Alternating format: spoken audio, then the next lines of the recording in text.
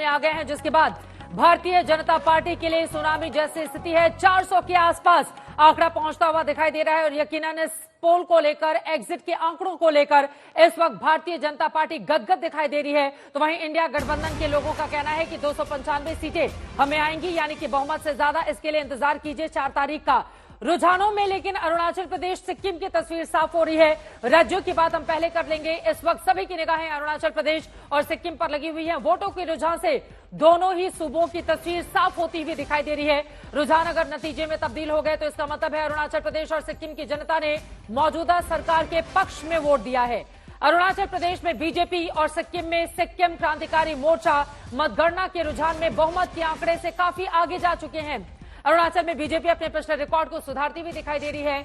अरुणाचल प्रदेश की 60 सीटों में से भारतीय जनता पार्टी मौजूदा वक्त में 42 सीट पर आगे चल रही है।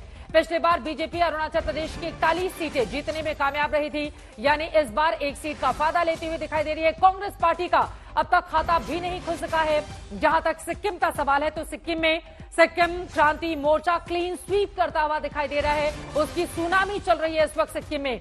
32 में से 31 सीट पर एसकेएम इस वक्त आगे चल रहा है। ऋत्विक मंडल हमारे संवाददाता इस वक्त हमारे साथ जुड़ चुके हैं। ऋत्विक, अब तो यही आंकड़ा फाइनल माना जाए, रुझानों में भारतीय जनता पार्टी अरुणाचल प्रदेश में अपनी सरकार बना रही है और एसकेएम ने क्लीन स्वीप कर लिया है सिक्किम में।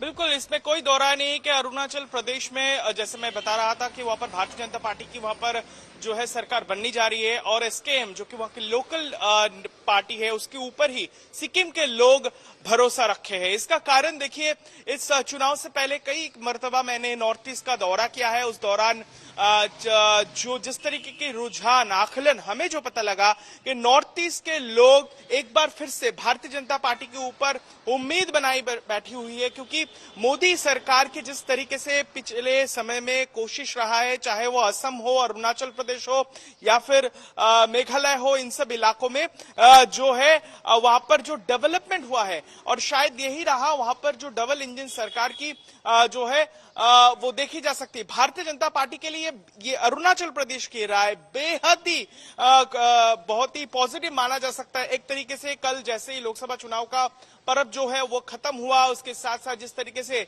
जो एग्जिट पोल का आंकड़ा जो दिखा रहा है, एक बार फिर से भारतीय जनता पार्टी जो है देश के सत्ता में वापस आ रही है और उसके अगले ही सुबह पूर्वोत्तर भारत की जो राय निकल कर आ रही है और अरुणाचल प्रदेश बेहद खूबसूरत है चित्रा, मैं कहना चाहूंगा।